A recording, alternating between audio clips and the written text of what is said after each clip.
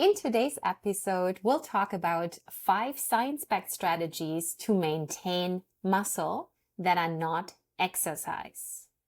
Hello, everybody. I'm Barbara Burke. I'm a sports scientist, nutritionist, and mindfulness coach, and I support women to thrive through perimenopause, menopause, and beyond. Strength training is one of my favorite topics.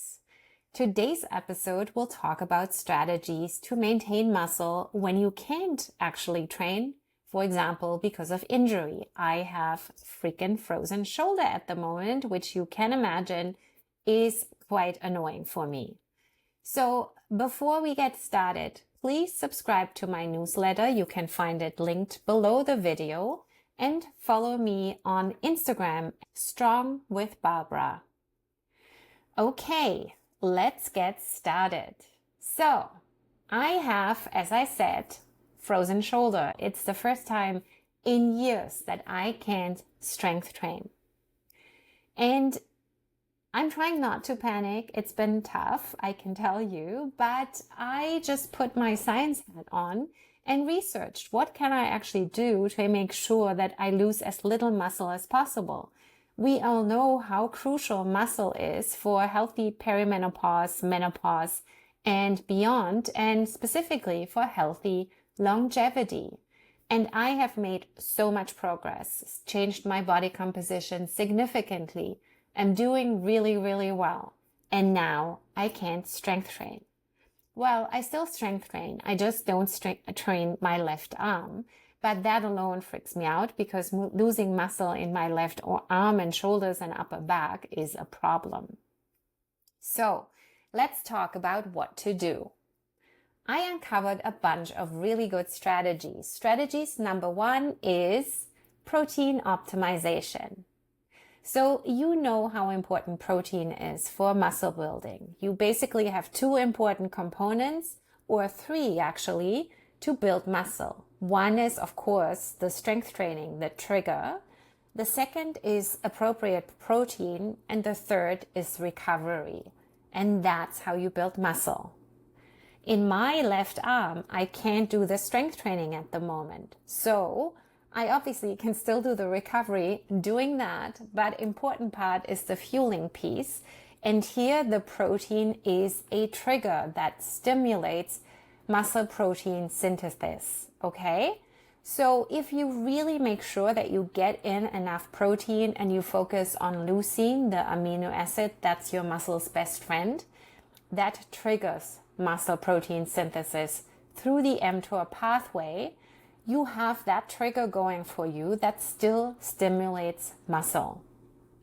Super important that you keep the protein going all day. You don't just have a huge amount at some point and then let it be, but you really make sure to bring in protein strategically every 3 to 4 hours throughout your day. Yes, muscle protein synthesis drops dramatically during immobilization, so we need to fight back with the right strategic nutrition. So that means a lot of protein. There's also a study that shows an evening casein hack. So casein is the protein in milk and dairy that a lot of us don't digest very well. I happen to do okay with casein, so I can have some slow digesting casein before bed to promote overnight muscle recovery. But you can also do that with other proteins before bed if you don't do well with casein. Okay?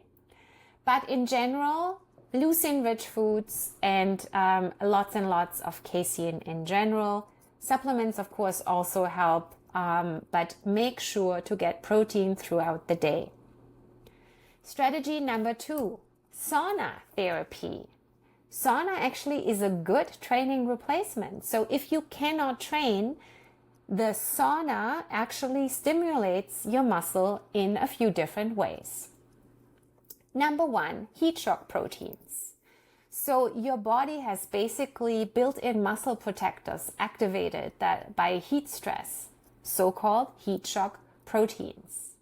Also, a sauna session triggers a similar physiological response as exercise.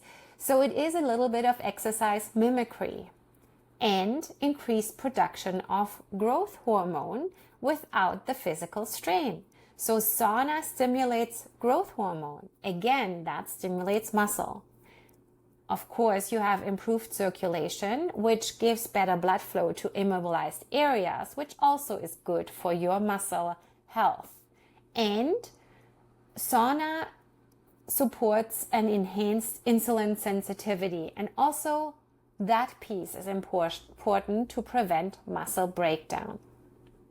What I do, I go and hit the sauna 3 to 4 times a week. I started with little implements because it was still quite hot when I started. Now I'm going up to 20 minutes. Both traditional and infrared sauna works. Infrared takes a bit longer because your core temperature needs to rise properly. Hydration, of course, and electrolytes, super important before and after sauna. And make sure you're okay to do sauna. I can do it with my frozen shoulder, but if you can't use your joint because of a fresh surgery or something like that, then of course sauna is not recommended. So please apply these tips individually with the clearance of your doctor. Strategy number 3, omega-3s. Omega-3 is an inflammation fighter. You probably know that. High in anti-inflammatory power, EPA and DHA reduce inflammatory cytokines, and those cytokines promote protein breakdown. So there's actually a study that shows significantly less muscle loss during 10 days of immobilization with the fish oil versus the control group. Omega-3s increase the muscle's anabolic response to protein through enhancing the mTOR pathway. And it's an amazing way to fight inflammation and fight against muscle breakdown. I take lots and lots of omega-3s at the moment. Opt for high quality fish oil or algae-based supplements. Don't take anything cheap that smells rancid and is crap. Also food, wild-caught salmon, mackerels, and sardines are great as well.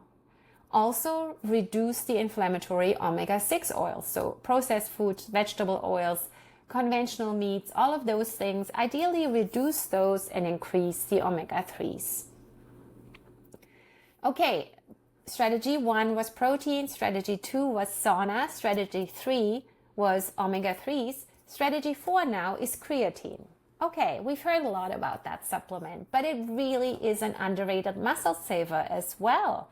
There's some impressive results in a recent study, 10% less muscle loss during a 2-week immobilization versus the placebo group, 10%. There's a bunch of different ways that works, and it really works with the simple dosage of 3 to 5 grams of the creatine monohydrate daily.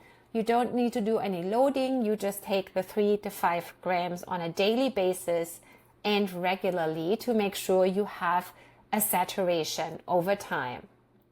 How does it work? So number 1, cellular hydration. You probably know that the creatine maintains muscle cell volume. That's super important for healthy muscle. It keeps your muscle energy stores topped up. It supports mitochondria, so important piece of a functioning muscle. And it enhances muscle repair via the satellite cell activation. So myostatin is a protein that inhibits muscle growth, and the creatine actually blocks that, okay? And then we have an oxidative protection. Creatine reduces cellular damage from free radicals. So even if you've never used creatine while training, start it now when you can't really train.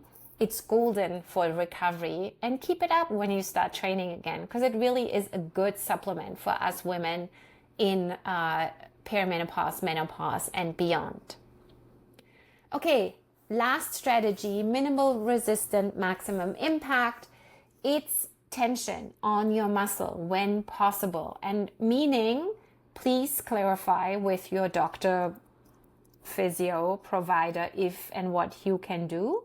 But isometric contractions, for example, I can do for my shoulder, just like holding here and putting tension in my biceps alone is good to just keep my biceps active, right? And keep the neuromuscular pathways up and flowing, and to really stimulate my muscle a little bit. I do that frequently, 5 to 10 seconds hold, 10 to 15 reps, and a few times a day. Not too much, because if I do too much, then my shoulder hurts. And that's the important part. Don't do any of this and make your condition worse, please. Check with your provider and don't train into any pain.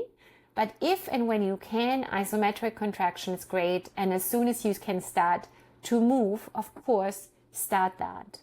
In my previous life, I used to run an orthopedic rehab center, and I really helped people build muscle after injury and after surgery and all these things. And yes, of course, you have to wait for things to heal, and you have to make sure not to train in any wrong ways. But as soon as you can train, muscle is magic, and it will support my shoulder better when I have the muscle back and when it can move again. And whatever area is the problem for you, same thing. Muscle is magic. So we want to train it as soon as we can, but we don't want to do it too early. So isometric contraction or tiny resistant band contractions are great if you can. But what also really works is imagination. So motor imagery. It's vividly imagine an exercise in the affected area, and that activates movement brain centers, and that preserves the neural pathways. So what I do is I still go to the gym and I train my right arm, and I imagine my left arm doing the same thing. I also, of course, still do my leg days, but that, just as a side note. But really, that imaginary training does actually stimulate your muscle. So another awesome technique to support yourself in those times. So to wrap it all up, boost your protein, hit the sauna, load up on omega-3s, add creatine, and move what you can. And if you can't, then imagine it.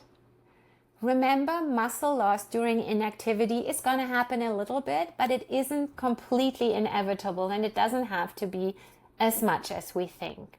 With the right strategies, you can maintain at least some of the strength during those unexpected pauses. I'm living proof, and I'm using every single one of those strategies right now. I hope that helps you. Subscribe to my newsletter linked below, and follow me on Instagram at Strong with Barbara.